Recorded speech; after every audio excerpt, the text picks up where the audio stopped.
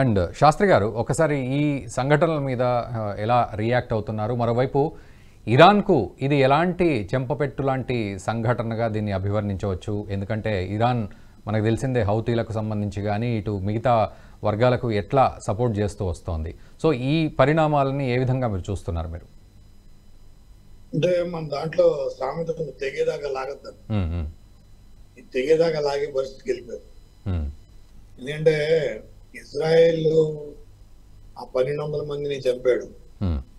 ఆ గాజా నుంచి kit side రావడం, ఆ ఇరాన్ ఆ రకంగా వాళ్ళు బదిలా తీసుకోవడం. Hamas is nothing but A representative of Iran. Hamas అనేది ఇరాన్ ద్వారా స్థాపించి వాళ్ళ ద్వారా జరిగింది. సో అంచేత ఇరాన్ లో వాళ్ళు ఎక్స్పెక్ట్ చేశారు డెఫినెట్ గా వీడు స్వేరింగ్ సెరమనీకి వస్తాడు, వచ్చినప్పుడు మనం ఇతన్ని ఇచ్చే చెప్పే ఉద్దేశంతో క్లారిటీగా ఉన్నారు. సో ఇజ్రాయెల్ మొసాద్ ని మనం తక్కువ అంచనా వేయడం కరెక్ట్ కాదు. వాళ్ళు ఏంటంటే వాళ్ళది ఒకటే పాలసీ అండి, what ever happens we don't care, we will live, we don't care, but we will achieve everything, we live peacefully. For tomorrow we will not with fear, we don't want to live. మేము భయంతో బతకలేము, మేము ఈ రేపు ఏంటనే క్లారిటీతో బతుకుతాం అనేది Israel policy. So ఆ పాలసీకి తగ్గట్టుగా వెళ్ళిపోతున్నారు. కానీ ఏంటంటే ఇందులో ఇప్పుడు రష్యా కూడా ఇన్వాల్వ్ అయిపోయింది. రష్యా కూడా వార్న్ చేసింది. ఇరాన్ రష్యా కలిసి వారిని ఎదురుకి తీసుకెళ్తాయా, లేదంటే అమెరికా కూడా ఇందులో ఇన్వాల్వ్ అవడం జరుగుతుంది. ఎందుకంటే వాళ్ళకి ఇజ్రాయెల్ కి అమెరికాకి ఒక డిఫెన్స్ ప్యాక్ట్ ఉంది. అందులో ఏంటంటే ఇజ్రాయెల్ మీద ఎవరు అటాక్ చేసినా అది అమెరికా మీద అటాక్ చేసినట్టు భావిస్తుంది. సో అంచేత అమెరికాకి డెఫినెట్ గా ఇన్వాల్వ్ అవుతుంది, అమెరికా ఇందులో ఇచ్చేస్తుంది. సో ఇప్పుడున్న పరిస్థితుల్లో అమెరికా ఈ పార్టీని ఏ రకంగా వాళ్ళ మీద టెన్షన్స్ డిఫ్యూజ్ చేస్తుంది అనేది కంప్లీట్ గా అమెరికా మీద ఆధారపడుతుంది. ఎందుకంటే మిడిల్ ఈస్ట్ లో ఉన్న కంట్రీస్ అన్ని ఇప్పటికి 4-5 కంట్రీలను అటాక్ చేస్తుంది ఇజ్రాయెల్. ఎవరు మాట్లాడితే యమన్ అటాక్ చేసి, హౌతీస్ ని కూడా అటాక్ చేసి, యమన్ హౌతీస్ ని అటాక్ చేసిన తర్వాత ఇవాళ లెబనాన్ లోపలికి వెళ్ళిపోయి కొట్టేసింది. హిజ్బుల్లా చాలా స్ట్రాంగ్, అది చాలా స్ట్రాంగ్ హోల్డ్. సో అలాంటి వాటిలో ఎకనామికల్ గా కూడా Israel is not in strong position now. Israel కి చాలా మటుకు జీడిపి వాళ్ళు చాలా ఎక్స్పెండిచర్ చేస్తారు బియాండ్ దేర్ ఇమాజినేషన్, చాలా డెఫిసిట్ లో ఉన్నారు.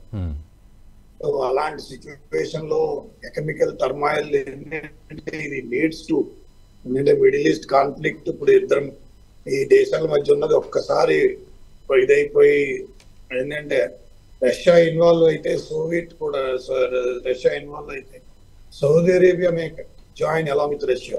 That is a typical thing. ఏంటంటే తుర్కీ ఆల్రెడీ ఈడెన్ గోవింద్ ఆల్రెడీ చెప్పేసాడు, నేను వాళ్ళతో డెఫినెట్ గా వాళ్ళకి వార్నింగ్ ఇచ్చేసాడు అప్పుడే. సో తుర్కీ కూడా ఇందులో. సో ఇది ఏంటంటే most likely it is reaching place ఏంటంటే యుక్రెయిన్ నుంచి షిఫ్ట్ అయ్యి Russia to divert the issue. రష్యాకి ఏంటంటే ఇటు అగ్రరాజ్యాల మధ్య జరిగే భీషణ యుద్ధం ఇది. ఎందుకంటే వాళ్ళు ఇన్వాల్వ్ అవ్వకుండా వాళ్ళు ఇండైరెక్ట్ గా చేస్తున్న యుద్ధాలు వాళ్ళు ఇన్వాల్వ్ అవ్వకుండా ఇలా ఈ ప్రాక్సీ వార్లు చేయించడం. సో అంటే ఇప్పుడు ఇజ్రాయెల్ ఏ రకంగా అంటే ఎకనామికల్ గా అంతర్జాతీయంగా ఎకనామికల్ గా పడిపోయింది. Purchasing power of common man middle east లో చూస్తే మిడిల్ ఈస్ట్ లో చాలా worst situation. Common man purchasing power situation అంటే మీరు $100 పర్చేసింగ్ పవర్ ఇప్పుడు కనీసం $28-30 వచ్చేసి $70 పర్సెంట్ అయిపోతుంది. వాళ్ళ రోజు దేదన గండం ఆయుష్ లో అయిపోయింది. సో మీరు గాజాలోనే ఇంతమంది 60-70 వేల మంది చనిపోయారు అంటే అది ఆ గాజా స్ట్రిప్ ను వాళ్ళు డిటర్మైన్ చేస్తారు. ఏమని అందాక వాళ్ళు దీన్ని ఎదరికి తీసుకెళ్తారు. సో ఆ గాజా యూనివర్సిటీని కూడా దాటిసి ఎదరికి వచ్చారు. వాళ్ళు ఏం చేస్తారంటే డెఫినెట్ గా ఈ గాజా స్ట్రిప్ ని ఖాళీ చేయించేస్తారు. యునైటెడ్ నేషన్ ఇన్వాల్వ్ అయ్యి వెస్ట్ బ్యాంక్ లో కనీసం ఆ సెటిల్మెంట్స్ లేపేసి పోనీ ఈ గాజాలో ఉన్న వాళ్ళకి ఆ సెటిల్మెంట్స్ ఇచ్చి ఈ గాజాని మొత్తం వేకెంట్ చేసి అలా అయినా చేయాలి. ఏదో మొత్తం సమ్ సెటిల్మెంట్ మస్ట్ హ్యాపెన్. ఇంక సెటిల్మెంట్ అవ్వకపోతే మాత్రం ఇజ్రాయెల్ అనేది ఏంటంటే వాళ్ళు సర్వైవల్ స్ట్రాటజీ, వాళ్ళకి సర్వైవల్, వాళ్ళకి ఏం డిఫెన్స్ స్ట్రాటజీ కాదు. వాళ్ళ డిఫెన్స్ స్ట్రాటజీ తీసుకోవడానికి వాళ్ళకి ఆప్షన్ లేదా.